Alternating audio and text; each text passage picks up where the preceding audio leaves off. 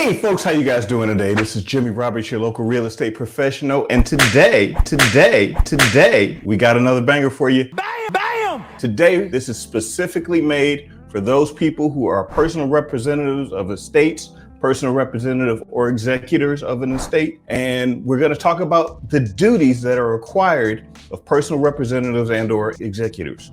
Right? Now, here's the thing. As a disclaimer, what I'm going to be providing today is a general overall view of what's going to happen regardless of the state that you're in, about the duties associated with being a personal representative and or executor, okay?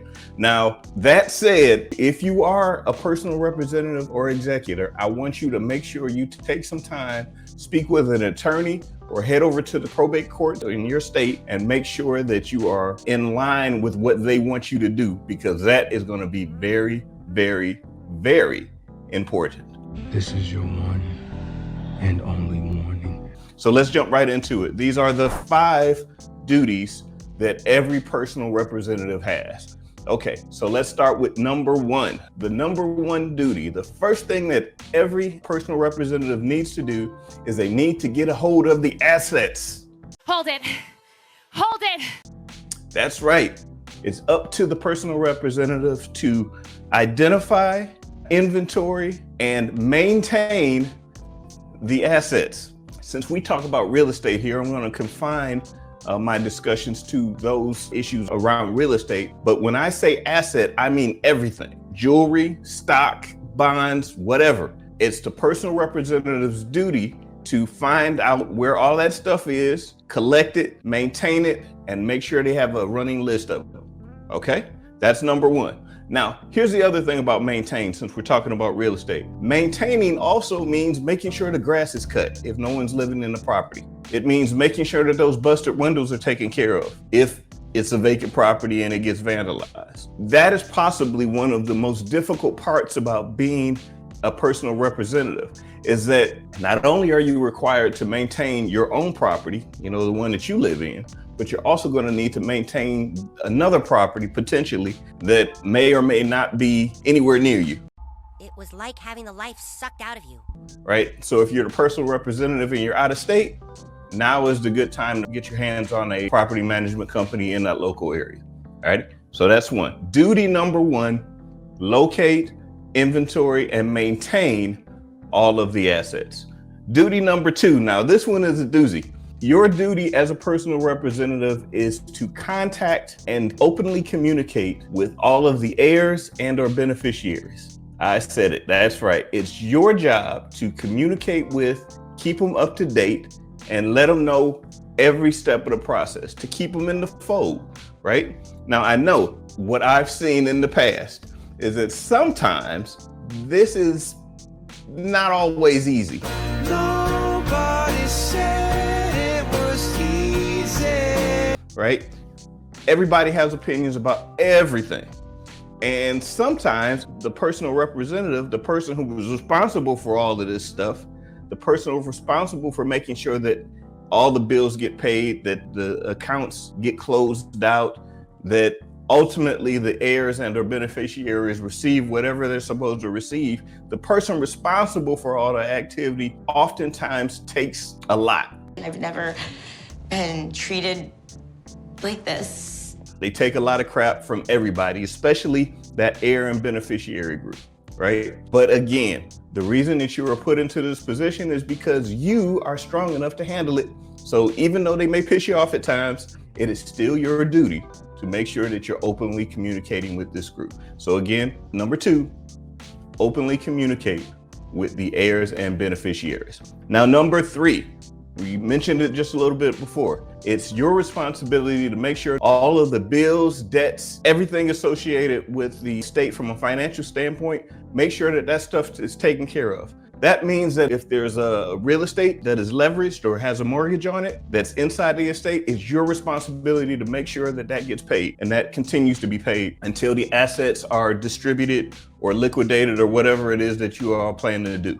It is your responsibility to make sure that happens. Now, again, sometimes that can seem a little challenging, especially if you come across an estate that may not have as many liquid assets as it needs, meaning cash. They don't have the cash, right? They may have the assets, but they don't have the cash to actually pay those bills. Well, if that happens, then may I suggest, after you do your inventory and you see where you are from a cash standpoint, I suggest that you immediately head to the court and request that you can liquidate some of those assets, because you as a personal representative should not have to pay for those expenses. Damn, that felt good. Now, oftentimes what I've heard and seen in the past is that oftentimes personal representatives will actually pay those whatever needs to be paid with the idea that they'll be reimbursed later. Now, the courts, they don't want you to do that, but they're not going to screw you if you do that. They will make sure that your funds are reimbursed. But again, oftentimes it's just a lot easier to go to the courts ahead of time and say, hey, I need to liquidate some assets. And they'll oftentimes give you the authority to do so.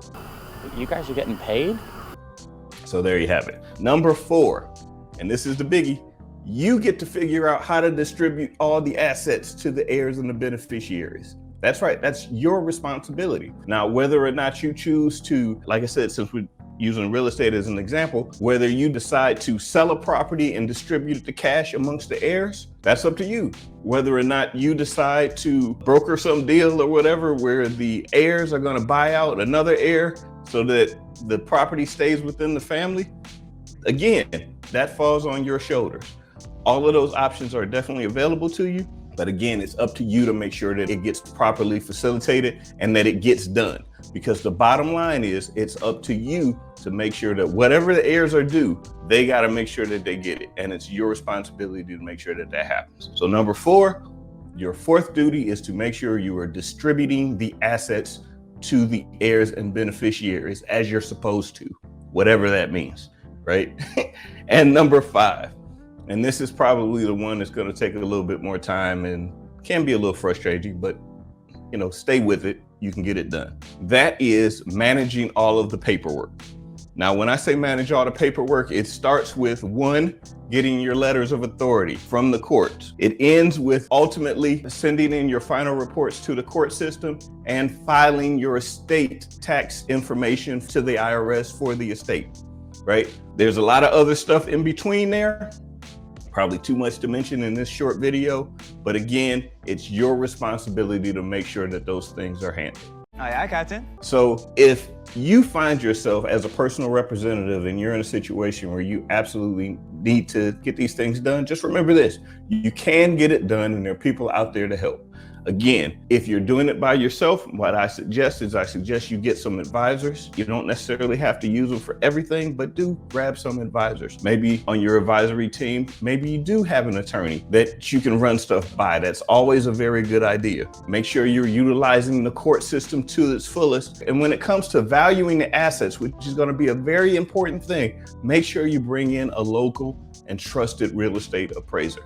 Again, if you have other assets out there, such as stocks, bonds, jewelry, art, whatever, make sure you bring in the appropriate representatives, again, to value those assets, because that is going to be critical. And again, it's your responsibility to make sure that the estate gets what it deserves, meaning those heirs and beneficiaries get whatever it is that they're supposed to get. And if you can maximize that stuff, that is, again, one of your duties as a personal representative. Now, if you've received a lot of value in this, please make sure you hit the subscribe button. We're on a quest to hit 10,000 subscribers by the end of 2023. And you hitting that button will help us greatly. And we got a lot of amazing content coming along down the way. So there you have it. This is Jimmy Roberts, your local real estate professional.